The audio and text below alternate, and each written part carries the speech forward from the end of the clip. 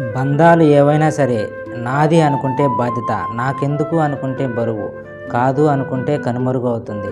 ప్రతి బంధం విలువైనదే, ఎవరి స్థాయి వారిదే. ఏ బంధాన్ని నిర్లక్ష్యం చేయకూడదు.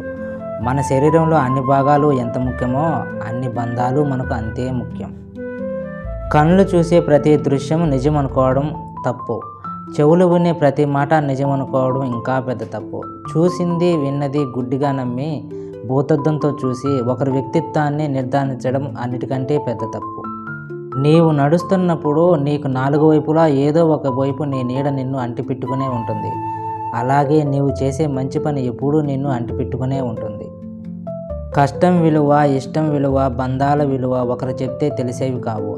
స్వయంగా అనుభవించి అనుభూతి చెందితేనే తెలుస్తాయి. లేదంటే ఎదుటివారు పడే కష్టం తేలికగానో, చూపించే ఇష్టం చులకనగానో అనిపిస్తాయి. వస్తువైనా బంధమైనా మనకు రెండుసార్లు అపురూపంగా కనిపిస్తుంది. ఒకటి దొరికినప్పుడు, రెండు పోగొట్టుకున్నప్పుడు. ఉన్నప్పుడు దాని విలువ తెలియదు, లేనప్పుడు ఎంత ఆరాటపడ్డా దొరకదు.